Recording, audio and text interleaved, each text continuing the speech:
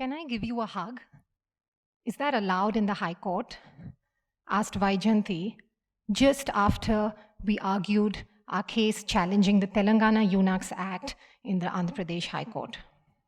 The transgender community is one of the most marginalized and discriminated groups in India and perhaps all over the world. Transgender persons are criminalized, excluded, face physical and sexual violence, and even killed for not conforming to society's gender norms. Many gender non-conforming children are forced to drop out of school due to harassment and discrimination. A recent study in India reveals that 4 out of 10 transgender persons face sexual violence before the age of 18 years.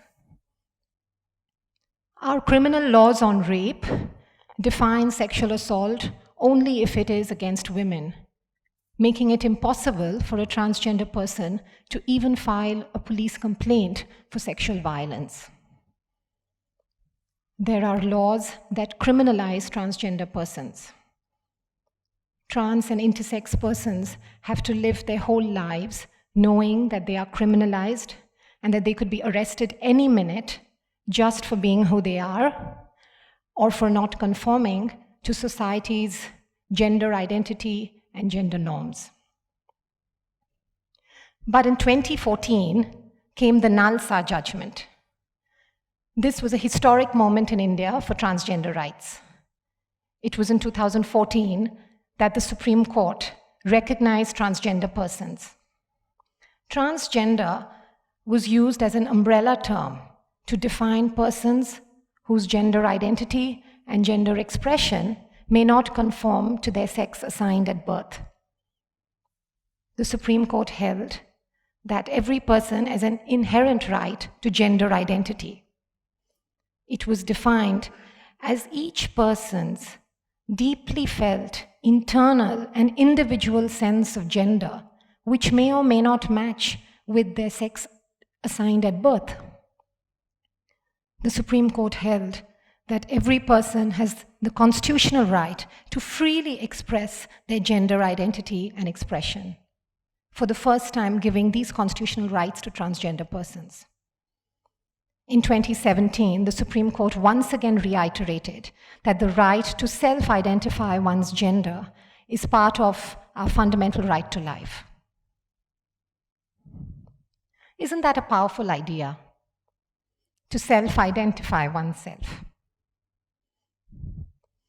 I would like to self-identify myself as a woman, a lawyer, an activist. Not necessarily as a married woman with a child in her 40s, which is often how society tries to identify me and tries to dictate as to what I can and cannot do. Transgender rights, therefore, the right to self-identify one's gender, the right to not conform to society's notions of gender norms, form a crucial part of the women's movement and also part of the larger human rights battle. So with the excitement of all these Supreme Court decisions, at the Center for Law and Policy Research where I work, we started an initiative called the Trans Law Cell. It started off as a free weekly drop-in center for members of the transgender community to come in with their legal concerns. We were approached by several people for a whole range of protection of their legal rights, from changing their name and gender identity in birth certificates, to seeking separate hostels in universities, to even challenging criminal laws in the Supreme Court. I have, along with my team, taken up a lot of these cases all over India in the various high courts and the Supreme Court. I appeared in the courts and I soon realized after taking up these cases that this was often the first time that our courts, our judges, had to deal with cases of transgender persons or even engage with them. This was the first time that our courts had to deal with questions of transgender rights. I realized that it was not just therefore a matter of taking up a case and getting a favorable decision. This was actually an experiment in transforming the courts. The first case I appeared in was a challenge to Section 36A of the Karnataka Police Act. This was a law that allowed the police to maintain a register keeping the names and whereabouts of eunuchs because they were suspected of kidnapping boys, emasculating young boys, and committing unnatural offenses. I represented 2 trans activists, and we filed a petition in the Karnataka High Court. The judge before whom our petition was listed was extremely conservative and did not even want to hear the case.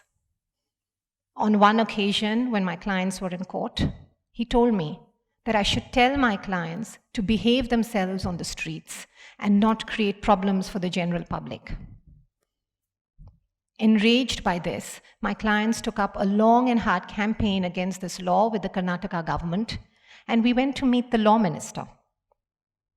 The minister was extremely supportive and assured us that the government would amend the law. At the end of the meeting, however, he asked one of the trans activists, "Tell me, why can't you just be what nature made you?" To this she answered, "What is nature? Nature is how I feel." The minister had nothing more to say. And in 2016, we had our victory when the Karnataka government amended Section 36A and removed the word eunuchs from the law. This was the first time in India that a law discriminating against transgender persons has ever been amended. Following this victory in Karnataka, we were encouraged to challenge a similar law in a neighboring state, Telangana, the Telangana Eunuchs Act. This was a law enacted in 1919 and was an even more draconian law than Section 36A. The law provided that any eunuch or a transgender person could be arrested if found in the public wearing female dress, singing, dancing, or performing. It allowed the police to maintain a register of the names and whereabouts of transgender persons. It allowed the police to arrest transgender persons at any time without a warrant if found in the company of a boy under the age of 16 years. We challenged this petition in the Andhra Pradesh High Court, and 3 trans activists were the petitioners, and I represented them. My client's response to this law in court was, "We are told that we are illegal, that our existence, our livelihood is illegal, that our gender identity and expression is illegal." The response in the Andhra Pradesh High Court was extremely positive. The judges were not aware of the law and they were shocked by it. This was the first time that in the High Court at Hyderabad, arguments on the inherent right to gender identity and expression were made. This was never done before, and certainly not by a woman lawyer. What was also never done before was that there were 3 transgender petitioners sitting in the Chief Justice's court all day waiting for their case to be called out. Our petition was admitted, and we're now awaiting final hearing. We came out of the courtroom and took pictures of that historic moment. Unable to contain her excitement, Vaijayanti hugged us there under the gaze of the guards and the police in the High Court. There we were, a team of cis and transgender women, transforming the High Court at Hyderabad in broad daylight. Why are these transgender rights cases important? In my cases from the trans law cell. We have challenged identity and surveillance laws. We have challenged laws that criminalize same-sex relationships. We have sought for change of name and gender identity in legal documents. In all these cases, we have been slowly but steadily making small gains, exposing judges, courts, public authorities, and the general public as to what it means to be transgender. What are the battles that transgender persons have to face to get access to basic entitlements like education, employment, or housing? Things that most of us take for granted. And we realize that for the transgender and sexual minorities community, each one of these rights are hard-won. Their very existence in public spaces is criminalized. And it is through these cases that we are able to tell their stories. And it is important that we tell their stories. Stories of the daily lives and experiences of transgender people in court. Through these cases, we are forcing our courts, our judges, our government, and our society to not see transgender persons as criminals, to see them as citizens with equal constitutional rights, to see them as human beings. 2 years ago, when I first started working with the trans community, I had to go for a community meeting, and I took my 8-year-old daughter with me.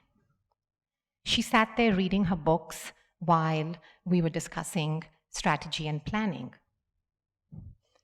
When the meeting got over and we were heading back home, I asked her in the car if she knew that the woman who was sitting next to her was actually born a boy, but she decided to change her gender because she felt like a girl. Really, she said. She hadn't realized. Then I asked her whether she realized that the boy who was distributing snacks to us in the meeting was actually born a girl, but wanted to be a boy. She was quiet for the entire drive home. And when we reached home, she said, "That's fascinating." It truly is fascinating that we can be who we want without being dictated by the sex assigned to us at birth. I realized in my journey of taking up transgender rights cases that trans issues force us to question our own understanding of gender. Gender is in our head and how we feel, and has nothing to do with our bodies.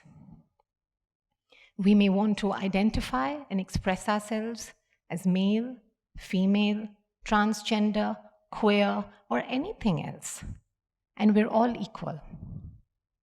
Our courts, our judges, our governments, society, we all need to recognize this. So let us join hands today in this transformation. Thank you.